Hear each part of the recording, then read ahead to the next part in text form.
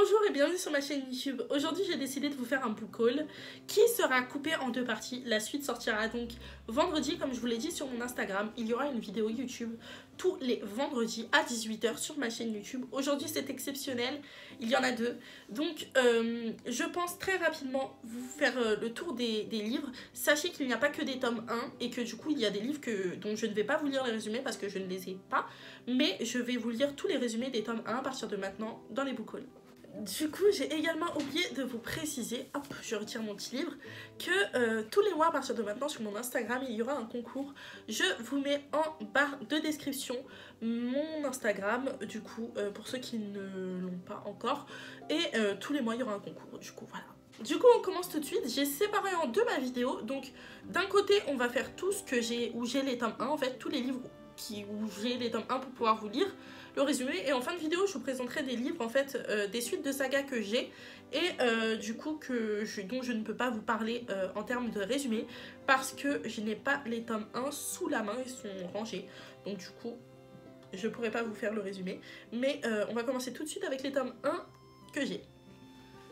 Je me suis extrêmement mal exprimée, désolée, mais du coup, premier livre, j'ai acheté Damnée à 1 € dans une boutique d'occasion à Paris. Tous les livres que j'ai achetés sont dans des boutiques d'occasion ou sur Vinted, donc je suis plutôt contente. Je ne sais pas c'est quelle matière, c'est pas du Harback, mais ça y ressemble. C'est une matière assez rigide en termes de couverture et c'est assez original, je trouve.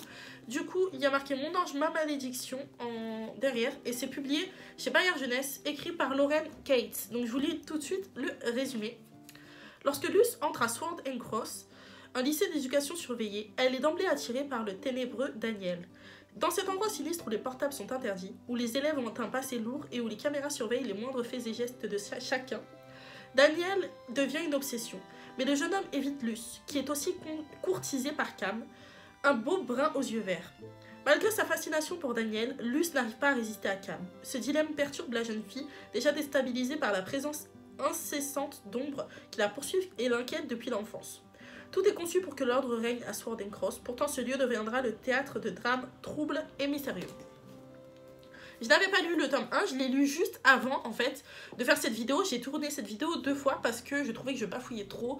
Je bafouillerai très certainement un tout petit peu dans cette vidéo également, mais j'ai fait une petite pause, je me suis calmée, j'ai recommencé ma vidéo tout simplement parce que j'étais trop stressée par ma batterie de téléphone en fait. Et là je l'ai chargé un petit peu donc je suis un peu plus relax. Donc du coup voilà pour ce tome 1, ce qui m'a déplu très fortement c'est le triangle amoureux que je savais pas en fait. Et j'ai eu une réaction assez virulente en mode oh, encore un triangle amoureux, non mais je veux pas, j'aime pas ça, dans la vidéo que j'avais tournée juste avant. J'aime pas aussi le fait qu'il soit un peu abîmé, vous voyez ici il y a comme une vague. Et ça fait ça sur quelques pages et c'est ce genre de choses que je déteste dans les livres. Mais écoutez, c'est de l'occasion. On redonne une chance de vivre au livre. Donc je trouve ça assez sympathique. Et il n'est pas abîmé au niveau de la couverture, ni de la tranche, ni de la 4e. C'est vraiment les pages qui sont, vous voyez ici, comme ça. Donc c'est dommage, mais je suis quand même contente de l'avoir. Ensuite, je me suis procuré les étoiles de Nosred. Pour ceux qui ont vu mes derniers book hauls, j'ai déjà le tome 2, mais je n'avais pas le tome 1, donc je me le suis procuré. Et je vais vous lire le résumé tout de suite, que j'ai découvert également en faisant cette vidéo juste avant. À presque 18 ans, Anna enrage de devoir subir un nouvel été à Wick, petite ville portuaire écossaise.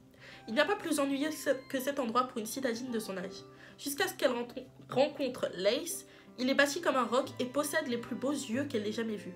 Qu'importe les rumeurs qui courent au sujet du jeune homme, l'attirance est immédiate, réciproque et irrépressible. Puis tout bascule, le conte de fées se transforme en cauchemar et le destin d'Anna est scellé. Leur relation résistera-t-elle à l'inimaginable? Sauront-ils vaincre le pire, car les légendes sont parfois plus réelles que l'on croit? Ça a l'air super cool. Ce que j'ai entendu des étoiles de Nosred, c'est que du bien. Honnêtement, j'ai entendu vraiment que du bien de cette saga, que c'était des coups de cœur à peu près pour tout le monde. À part une personne qui m'avait dit que pour elle c'était pas foufou, mais que c'était pas non plus mauvais. Mais apparemment ça parle soit de vampire, soit de loup-garou. N'hésitez pas à me le dire en commentaire, mais ne me spoilez surtout pas. Vraiment pas. Je sais juste qu'il y a... J'allais dire il y a un démon dedans, mais non, démon c'est dans Éternel. C'est dans Éternel qu'il y a un démon. Là je ne sais pas... Là c'est Lace. Du coup j'ai quand même assez hâte de découvrir cette saga.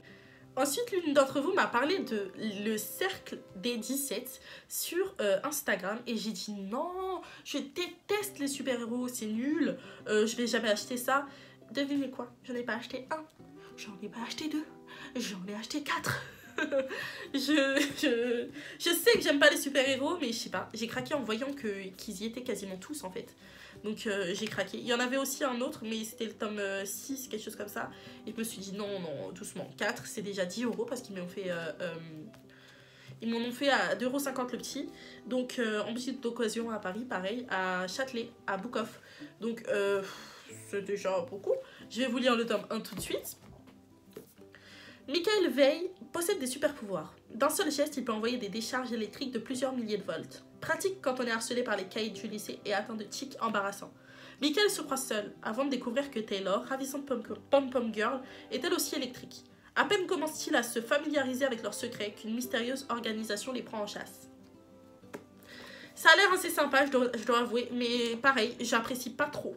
Parce qu'il y a des super-héros et je suis pas du tout, à part Harley Quinn, je suis plus girl power comme a dit une fille dans une vidéo, je ne sais plus laquelle, désolée. Mais je suis plus tout ce qui est girl power, en fait, je n'aime pas.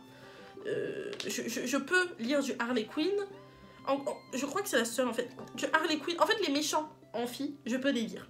Genre... si tu me dis maléfique, tout ça, ok d'accord, je peux lire. Mais sinon, je ne lis pas de super-héros, très peu pour moi. Mais je vais découvrir et ça me permet de sortir de ma zone de confort. Donc je me dis pourquoi pas tenter au moins. Ensuite, en traînant dans une boutique, je me suis procuré la Société DS de Susan Hubbard. Et j'ai oublié de vous préciser que c'était publié chez Pekaji et que c'était écrit par Richard Paul Evans pour ce qui est du Cercle des 17. Que c'était publié chez J'ai lu pour ce qui est des Étoiles de Nosred. Le tome 1 s'appelle Vertige de Sophie Gemin. Donc ça c'est publié chez la maison d'édition L'École des Loisirs. Donc en fait ça parle d'une fille qui toute sa vie a vécu dans un manoir et qui est tout simplement sortie pour la première fois dans une famille normale et qui se rend compte que bah, c'est pas tout à fait normal de vivre dans un manoir cloîtré comme ça. Elle a toujours cru que son père était juste malade et souffrait d'une maladie de peau et en fait elle se dit en regardant un film sur les vampires que peut-être que son père n'appartient pas au monde basique et du coup elle va en fait vouloir au péril de son âme et de sa vie découvrir en fait le secret de son père. Voilà, donc j'ai fait un résumé moi-même parce que je viens de le lire et j'avais vraiment la flemme de relire exactement le même résumé, sachant que je l'ai lu dans la vidéo d'avant, du coup ça ferait 3 fois. Et en fait là j'ai toussé et j'ai eu envie de relire, de refaire la prise pour ce livre-là pour pas avoir à ce que vous entendiez et tout, mais là je pouvais pas me permettre de recommencer à lire ce résumé, j'en pouvais plus. Ensuite je me suis pris l'intégrale des chroniques de Spiderwick de Holly Black and Tony DiTerlizzi. Je l'ai eu à 1 €, publié chez Pekaji. Donc en fait c'est une histoire qui va parler de fées. Donc ça j'ai pas de résumé à l'intérieur. Il faut savoir que moi j'ai pas de résumé donc je saurais pas quoi vous dire. Dessus, je sais juste que ça parle de fées et que si Holly Black, ça vous dit quelque chose, c'est parce qu'elle a récemment écrit Le Prince Cruel et sorti Le Prince Cruel. Et le tome 2 du Prince Cruel, The Wicked King, sort le 14 avril en France, au cas où vous ne le sauriez pas. Donc voilà pour les chroniques de Spiderwick, il est illustré à l'intérieur. Donc je vais vous montrer un peu comme ça. Voilà. Vous voyez qu'il y a quelques images qui ponctuent la lecture. Et j'apprécie ce genre de choses. Donc j'ai hâte de m'y plonger, en vrai, pour découvrir l'univers de Holly Black. Mais je pense que je vais d'abord le découvrir avec Le Prince Cruel parce qu'il me tente de fou. Je me suis procuré un balai d'épines et de roses qui est en anglais A Court of Roses and Thorns, je crois. J'ai peut-être oublié un mot. Mais du coup, j'ai pas aimé le résumé qui est marqué à l'arrière. Je l'ai lu juste avant cette vidéo, comme je vous ai dit quand j'ai fait ma première prise. Et j'ai pas du tout aimé le résumé qui est à l'arrière. Donc je vais vous faire un résumé moi-même. C'est un livre auto-édité, je crois, de Sarah J. Maas. Et je vais vous faire un résumé moi-même. Donc en fait, c'est une fille qui en hiver va chasser pour se nourrir. Et elle va tuer un faillé. Un faillé, c'est en fait... Faillé, c'est le mot qui regroupe tout le terme du monde des fées en fait. C'est-à-dire que ça peut regrouper des elfes, des fées, des lutins. C'est un terme pour dire féerique en fait. Personne féerique, personnage féerique. Mais là, ça ressemble plus à des elfes, je crois. Quelque chose comme ça. Et en fait, c'est des fées humaines dans celui-là, je crois. Je sais que dans Le Prince Cruel, ça ressemble plus à des elfes, mais là, je crois que c'est des fées humaines ou quelque chose comme ça. Et en fait, ce qui se passe, c'est que elle est emmenée de force dans le royaume de Prithian, voilà. Le royaume des immortels, et une fois arrivée là-bas, elle pense qu'elle va être torturée et tout, mais en fait pas du tout. Elle est traitée comme une princesse et elle se demande comment elle va pouvoir aider ces rois, etc. pour pouvoir avoir sa liberté en fait. Parce que en fait, elle comprend qu'ils ont besoin d'aide. Ils ont tous des masques sur le visage, elle comprend pas pourquoi. Et du coup, elle se demande comment être libérée, tout simplement. C'est ça le résumé du tome 1, réécriture de La Belle et la Bête. Mais j'aime pas les réécritures de contes. Et franchement, le résumé qui a été fait à l'arrière, c'est à peu près... il a pas... Je suis un peu en mode... Il aurait pu être mieux écrit. Parce que là, ça ressemble trop à La Belle et la Bête en termes de résumé. Du coup, on s'attend un peu à ce que ça va donner. Il y a marqué riche, romantique et intense, absolument envoûtant à l'arrière. Je sais que Sarah J. Maas est extrêmement connue par rapport à Cotard, et qu'elle a écrit aussi Keleana, qui me tente de ouf par contre. Keleana beaucoup plus que Cotard, sachant que de base il me tentait beaucoup, donc j'ai hâte de me faire un avis quand même, parce que si ça se trouve le résumé, il faut pas se fier au résumé parfois. Et dans celui-là, je me dis, te fie pas au résumé, lance-toi et tu verras ce que ça va donner.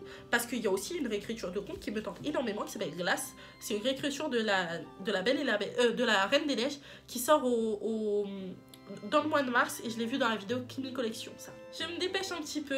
Du coup, j'ai lu, n'importe quoi. J'ai acheté Lux, le tome 1, Obsidian de Jennifer L. Armentrout. Du coup, je vous lis le résumé. C'est publié chez J'ai lu dans un format un peu mi-moyen comme ça. Et je vous lis le résumé. Quand Cathy déménage dans un coin paumé de Virginie occidentale, elle s'attend tout sauf à rencontrer des voisins de son âge. Déception, Damon Black a beau être canon et avoir une sœur jumelle adorable, il n'en est pas moins insupportable et arrogant. Lorsque Kat se rend compte que tout le monde semble fuir la famille Black, elle voit d'un autre œil la froide suffisance de Damon. Damon, oui. Pourra-t-elle encore l'éviter quand tout lui crie de s'en approcher? Le résumé me tente de ouf. Ça, je crois que c'est ma prochaine lecture.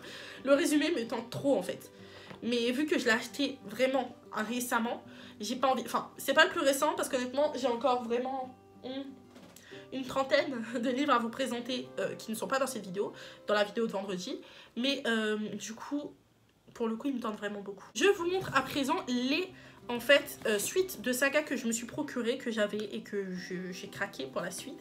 Donc du coup, pour compléter ma collection, j'ai acheté le tome 5 de Alison Noël, donc de Éternel, de Alison Noël. Alison Noël, c'est elle qui a écrit du coup de Éternel, publié chez la collection Michel Lafon. Donc en fait, chez la maison d'édition, mais je sais pas ce qui m'arrive, désolée. Chez la maison d'édition Michel Lafon. Donc dites-vous que là, je bégaye beaucoup moins que dans la première prise. Donc déjà que je bégaye pas mal là. C'est que vraiment aujourd'hui, je sais pas ce qui m'a pris de tourner cette vidéo, mais je me dis plus tôt ce sera fait, plus je pourrai ranger ces bébés derrière, et dans la prochaine vidéo ce sera beaucoup plus beau d'avoir des livres ici quoi. Je trouve que c'est beaucoup plus beau quand il y a des livres en arrière-plan. Vous connaissez mon amour pour Robin Hobb, donc je me suis procuré Le Fouet et l'Assassin, le tome 5. J'ai aucun doute d'aimer cette saga quand je vais la lire. Je sais que c'est dans des années, parce qu'avant de lire Le Fouet et l'Assassin, j'ai encore les 10 autres tomes, même les 11 autres tomes que je n'ai pas lus de l'Assassin Royal. J'ai encore les 10, je crois, ou 11 encore, les 11 autres tomes non, il y en a 9, pardon. 9 autres tomes des Aventuriers de la Mer. J'ai encore La Cité des Anciens à lire avant. Et ça, je crois que c'est la dernière saga à lire de Robin Hobb. Donc, j'ai beaucoup de temps avant. J'ai une vingtaine de livres avant de lire celui-ci. Mais je l'ai acheté parce que le fou, c'est mon personnage préféré dans la saga. Et l'assassin aussi, je pense que c'est encore Fitz. J'espère que c'est encore Fitz à ce moment-là. Oh mon dieu, je me suis spoilée. Pourquoi je lis? Pourquoi je lis? À chaque fois, je lis les trucs, je comprends pas. Mais je pense que j'aurai le temps Bah, on est heureux de savoir que... On est heureux. J'allais vous spoiler, je vous spoil rien. On est heureux. Mais du coup, voilà, le fou et l'assassin. Donc Fitz et le fou. J'adore Fitz, j'adore le fou. Donc go, voilà. Je me suis spoilé aussi quelque chose dans, du coup, Éternel, le tome 5. Mais j'ai les 4 autres à lire avant, et je vais faire exprès de ne pas les lire d'un coup pour oublier aussi ce que j'ai vu dans le résumé. Vraiment, la première page des livres, quand vous n'avez pas vu le tome, enfin quand vous n'avez pas lu les tomes d'avant, lisez pas. La première page des résumés, c'est juste que je regardais l'arrière pour voir comment c'était fait, et voilà. Du coup, je me suis procuré Oxapoloc le tome 2 pour avoir le tome 1, 2 et 3. Et j'adore les couvertures en fait d'Oxapoloc aussi. J'espère que c'est bien, ça me fait penser un peu à Mathilda en termes de résumé. Donc Mathilda le film pour ceux qui connaissent. Donc j'ai hâte de voir. C'est de Sandrine Wolf, publié chez les éditions XO. Et pour Robin Hobb, c'est toujours publié chez Pygmalion de toute manière, cette saga. La dernière saga que j'ai à vous présenter, c'est Marianne, fille du roi. J'ai réussi à me procurer le tome 2, 4 et 5. Voilà, il manque le tome 3, donc ça donne ça en termes de couverture. Celui-là, c'est le tome 4. Celui-ci, c'est le tome 5. Voilà. Et celui-ci, c'est le tome 2, du coup. Et comment vous dire que j'ai trop hâte de lire. Mais je pense que ça, je vais le lire extrêmement rapidement. Parce qu'en une journée, j'en file un. Donc, quand je suis motivée, précisons-le bien. Et j'avais adoré lire en intermédiaire de gros livres, des petits livres comme ça. C'est le tome 1, ça avait été un coup de cœur. De manière, vous allez voir ça vendredi, du coup. Et vous allez voir mon avis dessus sur le tome 1. Et du coup, vous connaissez déjà, vous savez déjà que j'ai bien aimé. C'est publié chez Flammarion et c'est de Anne-Marie Despladuc, du coup. C'est tout pour cette vidéo. Je vous laisse commenter les livres que vous connaissez en barre de description. Commentez votre lecture en cours aussi, ça m'intéresse énormément. N'hésitez pas à vous abonner à ma chaîne YouTube et à regarder aussi mon Instagram sur la barre de description. Parce que comme je vous dis, tous les mois je fais un livre. Là, je fais gagner un livre et là, j'ai déjà envoyé mon premier livre à une personne qui a gagné un de mes concours. Donc je suis hyper heureuse. Et j'aime pouvoir vous montrer que je suis reconnaissante à travers des concours. Donc n'hésitez surtout pas à aller regarder.